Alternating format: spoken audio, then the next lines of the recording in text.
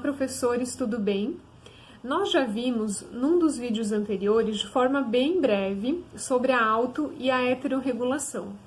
Nós vimos sobre a importância de propor atividades em pares ou em grupo com o objetivo de favorecer a auto- e a heterorregulação do comportamento dos nossos alunos. A autorregulação para que o aluno regule o seu próprio comportamento. A gente viu a importância da heterorregulação, que é a habilidade de regular o comportamento do outro. Ela é importante porque ela vai preceder duas coisas, como a gente viu anteriormente. Tanto a capacidade de ela internalizar a regra, como a capacidade de ela regular primeiro o seu próprio comportamento, para que aí então ela possa regular o comportamento do coleguinha.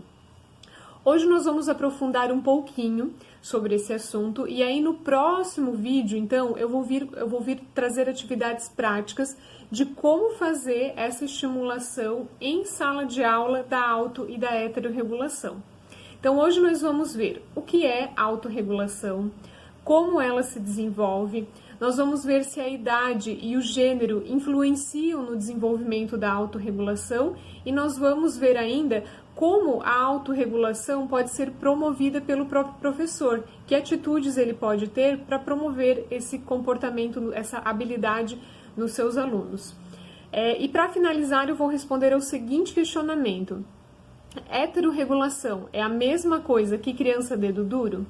Então, antes da resposta, você já pode ir pensando um pouquinho sobre isso.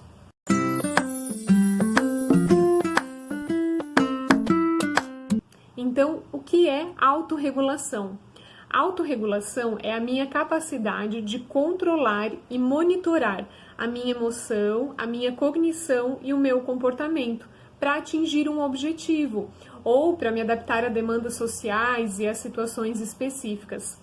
É quando não precisa mais haver um controle externo, porque passa a haver uma regulação interna, decorrente de um processo de internalização.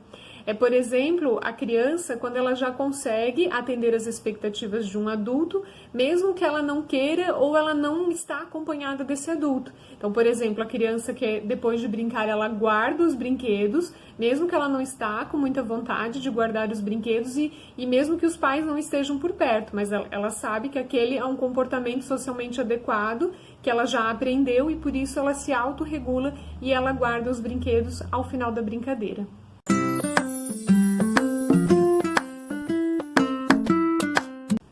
Quando falamos em autorregulação, alguns autores sugerem 4 tipos de inibição. Inibição do movimento é a criança saber quando e como parar determinada ação. Então é, por exemplo, a criança que mesmo estando com vontade de andar pela sala ou de ficar em pé, ela sabe que naquele momento ela precisa permanecer sentada na sala de aula.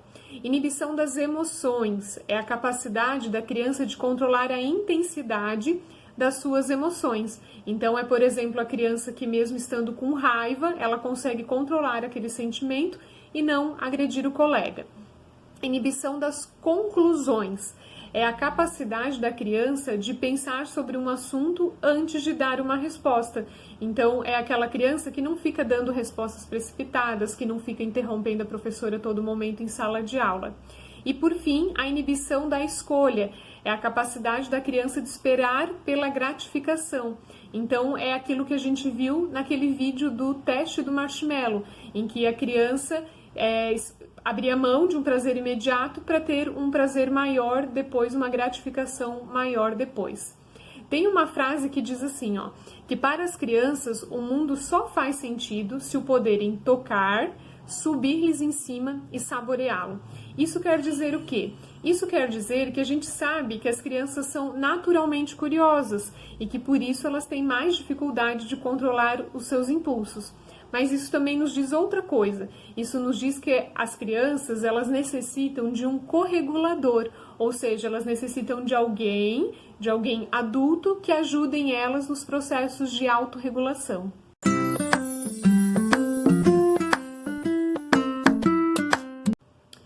Quando e como começa o desenvolvimento da autorregulação nas crianças?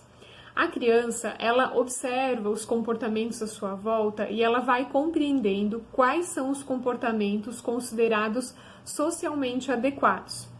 Além disso, a criança ela começa a experimentar diferentes papéis sociais na fase pré-escolar através do jogo dramático, que são aquelas brincadeiras de faz de conta em que elas vivem uma história. Então elas fantasiam, elas imaginam, elas imitam. Então, através desses jogos dramáticos, elas vão criando empatia com os seus pares, elas vão se colocando no lugar dos outros e elas vão aprendendo a ter outros pontos de vista. E é também através do jogo dramático que as crianças começam a desenvolver o comportamento pró-social, que é o comportamento de ajudar, de compartilhar, de cooperar e de mostrar solidariedade.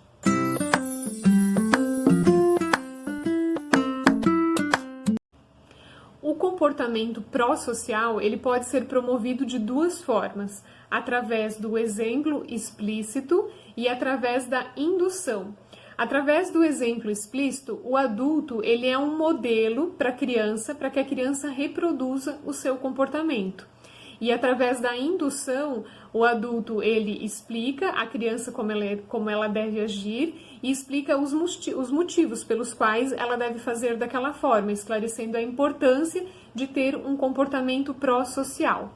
O ideal é quando essas duas formas acontecem juntas, em que o adulto tanto diz à criança como ela deve agir, como ele também é um modelo daquilo que ele diz a ser reproduzido pela criança.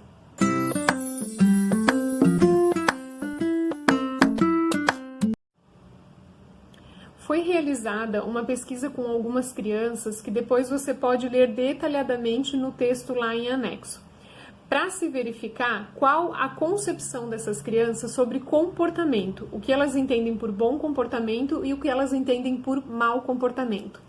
De acordo com as respostas das crianças, foram definidas 3 dimensões do comportamento. A dimensão física, que está relacionada a comportamentos de agressividade, então bater, empurrar, chutar, agredir. A dimensão regras, que está relacionada ao cumprimento das regras de sala de aula. E a dimensão do comportamento pró-social, que está relacionado ao comportamento, a relação entre pares. Então, emprestar alguma coisa para o amigo, ajudar o amigo numa atividade, partilhar, cooperar. O que essa pesquisa trouxe como resultado? No que se refere ao entendimento das crianças sobre o que é se portar bem, os comportamentos mais verbalizados foram em relação à dimensão física, através da negação desse tipo de comportamento. Então, se comportar bem seria não bater, não empurrar, não agredir, não chutar. Em segundo lugar, as respostas mais verbalizadas foram em relação ao comportamento da dimensão regras, através da afirmação desse comportamento. Então, se portar bem é cumprir as regras da sala de aula, ter bolinhas verdes lá no cartaz, fazer o que a professora pede. E em terceiro lugar, com uma frequência bem mais baixa, foram os comportamentos pró-sociais que foram citados. Então, para a minoria dos alunos, se portar bem é ajudar o colega, é partilhar, é emprestar os seus pertences. Depois, a pergunta foi feita inversamente, o que eles entendem por não se portar bem. E aí as respostas, elas foram bastante similares à anterior. Então, apareceu em primeiro lugar que não se portar bem está relacionado à dimensão física através da afirmação desse comportamento. Então, não se portar bem significa bater, significa chutar, empurrar, agredir. Em segundo lugar, a dimensão regras, através da negação desse comportamento. Então, não se comportar bem significa não cumprir as regras da sala, não seguir os combinados, ter muitas bolinhas amarelas ou vermelhas no cartaz, não fazer o que a professora pede. E por último, também numa frequência bem mais baixa, em terceiro lugar, o comportamento pró-social, através da negação desse tipo de comportamento. Então, não se portar bem é não colaborar com os amigos, é não emprestar os materiais, é não ajudar quando o amigo precisa, é não cooperar com os colegas. Analisando as concepções das crianças sobre o que elas entendem por bom e mau comportamento, é possível concluir que os comportamentos mais significativos para as crianças dizem respeito à dimensão física e à dimensão regras, e os comportamentos pró-sociais são bem menos significativos para as crianças. Esse resultado ele pode ser um indicativo para nós adultos de que nós devemos trabalhar mais com as nossas crianças os comportamentos pró-sociais, através de atividades que estimulem a cooperação, através de atividades que mostrem, que exemplifiquem, que deem opções para as crianças de como serem cooperativas e de que a gente não frise tanto, de repente, apenas aquilo que elas não podem fazer, né? Aquilo que não pode ser feito, aquilo que não pode bater, como mesmo nas respostas delas. Então, que a gente instrumentalize, que a gente dê muitas opções, muitas formas para as crianças de como elas podem ter um comportamento pró-social. Como a gente viu lá, as crianças aprendem por indução e as crianças aprendem através do exemplo explícito. Então, se elas não tiverem alguém que mostre como ser cooperativa ou que diga como ser cooperativa e a importância disso, isso dificilmente vai partir sozinho da criança, né? Então, às vezes ela sabe muito bem o que ela não precisa fazer, de tanto que ela escuta as pessoas dizer, não faça isso, não faça aquilo, isso está errado, isso não pode ser feito. Mas o que pode ser feito? Como que eu posso fazer diferente? Então, vamos instrumentalizar os nossos pequenos, né, as nossas crianças, os nossos alunos, com formas positivas de como eles podem ter esse comportamento pró-social. E que tal, se na volta às aulas, quando você tiver a sua turma aí com você, você também fazer essa pesquisa com a sua turma. Faça essa pesquisa com os seus alunos, né? O que eles entendem por comportamento, por ter um bom comportamento, o que é se portar bem para eles e o que é não se comportar bem para eles. De repente, faça 2 cartazes e depois você vai poder trabalhar isso em sala de aula com eles e até comparar os dados da sua sala de aula com os dados da pesquisa e ver se eles batem e refletir sobre isso, inclusive, depois na sua própria escola.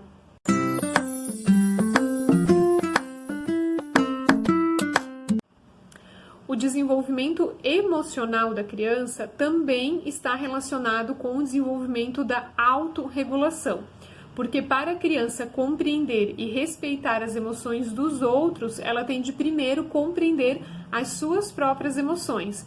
Então, para que a criança consiga ter o controle das suas emoções e, consequentemente, da autorregulação, é necessário que ela adquira um conjunto de habilidades que vão contribuir para a competência socioemocional.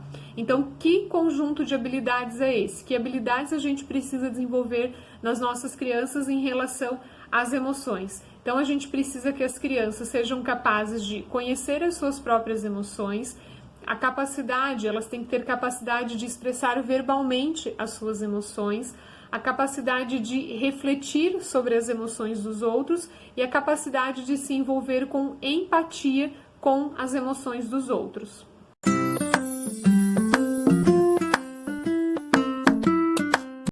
O que a gente pode concluir até aqui?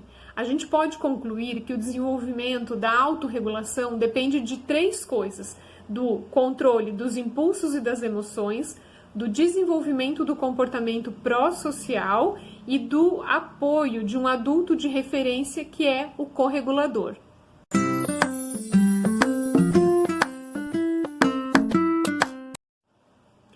Entre os 2 anos e meio de idade e os 6 anos, ocorrem importantes mudanças no que diz respeito ao autocontrole. À medida que as competências cognitivas da criança vão se desenvolvendo, ela vai adquirindo uma maior capacidade de compreensão das regras e ela vai desejando agir de acordo com essas regras. Então, gradualmente, conforme vai avançando a idade da criança, ela vai adquirindo essa capacidade de seguir as regras, as solicitações dos adultos, mesmo na ausência deles. Aos 3 anos de idade, a criança ela ainda não é capaz de se colocar no lugar de outras pessoas, ela conhece apenas a sua perspectiva de mundo. Nessa fase, a criança começa a distinguir o certo do errado, fazendo avaliações das suas experiências passadas, comparando com as suas experiências atuais.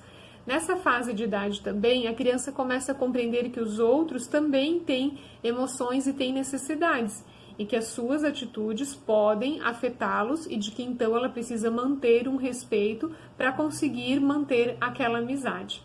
Aos 3 anos de idade, as crianças necessitam de muita heterorregulação, ou seja, do apoio de um adulto, para que elas consigam compreender o mundo à sua volta, consigam compreender aquilo que elas sintam e controlar as suas emoções. Aos 4 anos de idade, a criança já compreende melhor as emoções dos outros e ela tem um novo reconhecimento das suas próprias emoções. Então, nessa idade, ela começa a controlar as suas emoções, porém, ela ainda necessita do apoio de um adulto para agir de forma socialmente adequada frente a essas emoções. Aos 5 anos de idade, a criança ela já conhece as consequências das suas ações sobre as outras pessoas e também sobre as suas próprias emoções. Ou seja, ela já compreende que os seus atos podem magoar não só os outros, como também a si própria. Então, elas vão tomando consciência de quando elas necessitam parar e se controlar. Aos 5 anos de idade, também vai havendo uma melhor compreensão dos conceitos de certo e errado, e também começa a surgir a empatia, e elas vão se preocupando também com o que os outros sentem em relação a ela. Então, a criança, nessa fase de idade, já não necessita de tanta heterorregulação, porque ela começa a ser capaz de autorregular os seus comportamentos e os seus impulsos, as suas emoções e os seus impulsos. Porém, ela ainda vai necessitar do apoio de um adulto na gestão das suas interações com seus pares.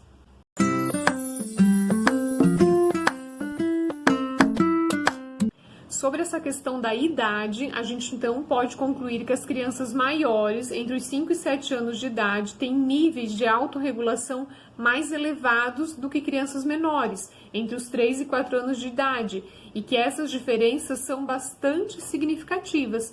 Então, a capacidade de autorregulação vai depender, sim, da idade, sendo mais elevada nas crianças mais velhas e menos elevada nas crianças menores.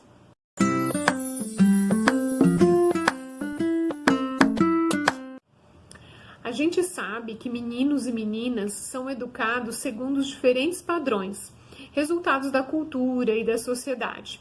E, consequentemente, eles pensam e agem de maneiras diferentes, construindo assim a sua identidade de gênero. De acordo com alguns estudos sobre essa influência do gênero no comportamento de autorregulação, alguns resultados demonstraram níveis de autorregulação maiores no gênero feminino, porém essa diferença ela foi pouco significativa. Então, de um modo geral, a gente pode dizer que o gênero ele parece influenciar no desenvolvimento da autorregulação, porém essa influência ela é pouco significativa.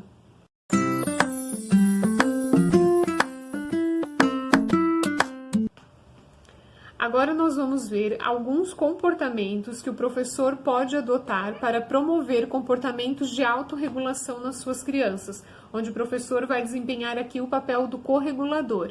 Aqui ainda não são as atividades práticas que serão sugeridas apenas no próximo vídeo, de interação entre os alunos, atividades de grupos ou de duplas. Aqui são apenas algumas sugestões para a própria conduta do professor.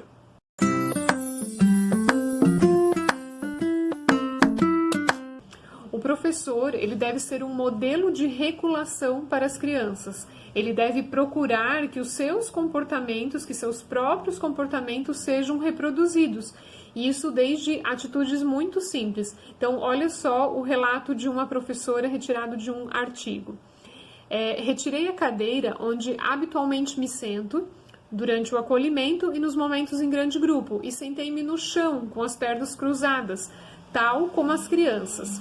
Penso que esta estratégia vai permitir estabelecer uma relação adulto-criança mais próxima e espero que as crianças tomem a minha postura como um exemplo de como estar sentada no tapete. Então, esse é um relato de uma professora que não tinha o hábito de sentar no tapete com as crianças e que ela percebia certa dificuldade das crianças de permanecerem sentadas e atentas, tanto nos momentos de acolhida, como em algumas rodas de conversa. Então, o que a professora fez, ela passou a ser um exemplo, um exemplo explícito para as crianças de não ficar mais sentada na sua cadeira e sentar junto às crianças no mesmo lugar, na mesma postura que eles também, ao olhar para ela, vão ter mais facilidade de adotar.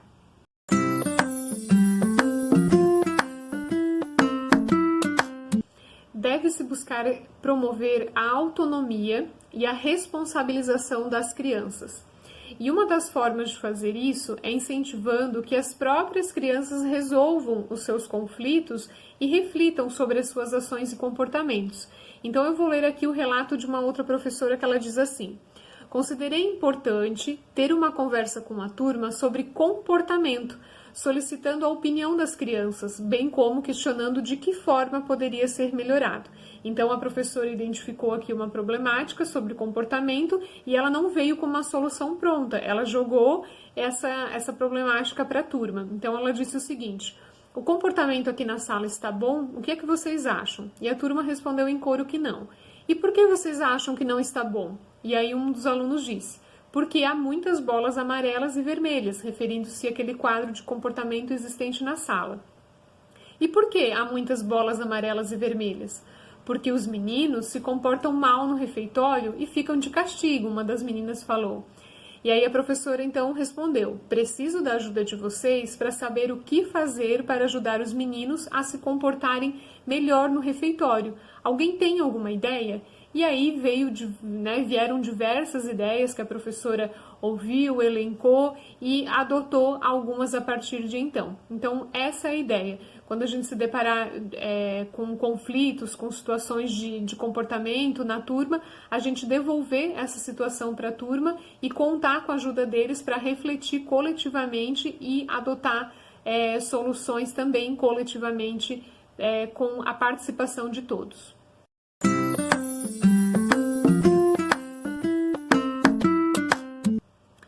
O professor deve, sempre que possível, dar um feedback positivo das conquistas de cada criança, para que a criança tenha consciência das competências dela e para que ela mantenha essas conquistas. Então, olha só um relato de uma professora. Reparei que o Bernardo tinha classificado o seu comportamento com a cor verde, naquela tabela de comportamento da sala, cor que tem vindo a manter ao longo da semana. Decidi, então, elogiá-lo. Estou muito contente contigo. Esta semana ainda só tiveste verde. Você está se comportando muito bem.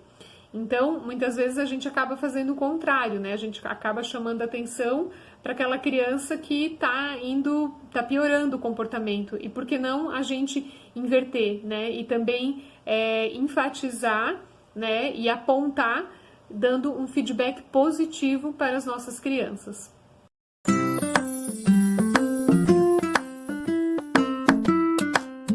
Outras sugestões ainda que o professor pode adotar para estimular a autorregulação nos seus alunos são, por exemplo, a construção coletiva das regras da sala, que normalmente os professores já fazem, né, coletivamente, nos primeiros dias de aula, e vão trabalhando e vão relembrando ao longo do ano. Aqueles quadros comportamentais, que também já é usualmente feito nas salas de aula. Eu menciono aqui também a experiência do professor, né, que a gente sabe que quanto mais prática de sala de aula tem, mais o professor vai se achando de estratégias que se adequam àquela turma ou não em relação ao comportamento das crianças.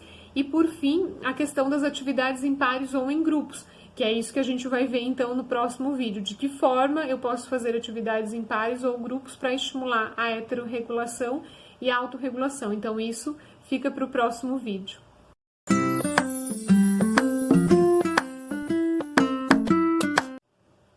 E para finalizar o vídeo de hoje, então, eu vou responder aquela pergunta lá do início. Heterorregulação é a mesma coisa que criança dedo duro? Será que a heterorregulação é aquela criança que fica o tempo todo: professor, o fulano não fez atividade, professor, o fulaninho está conversando, professor, o fulano empurrou o colega? A heterorregulação, como a gente já viu, é essa tentativa de regular o comportamento do colega. Mas o que eu quero enfatizar sobre a heterorregulação? É que heterorregulação não é a mesma coisa que criança dedo duro, é diferente. O objetivo não é que a criança chegue até o professor e diga que o coleguinha não fez atividade. Não, o objetivo não é que ele chegue até o professor e diga que o coleguinha está conversando ou quebrou uma regra. O objetivo é que, ao invés disso, a criança auxilie o colega a fazer atividade, que a criança auxilie o colega a relembrar da regra que ele rompeu. Então, a heterorregulação, quando ela é bem feita, quando ela funciona dessa forma, ela é útil para as duas crianças envolvidas, tanto para aquela criança que executa, como para a criança que recebe a ação regulatória. Para a criança que executa a regulação do comportamento do colega, ela pode, numa próxima oportunidade, ser capaz de aplicar esse mesmo processo ao seu comportamento. Já a criança que recebe a ação regulatória, ela pode internalizar essas regras e da próxima vez ela ser capaz de se autocontrolar de uma forma mais consciente e de uma forma mais autônoma.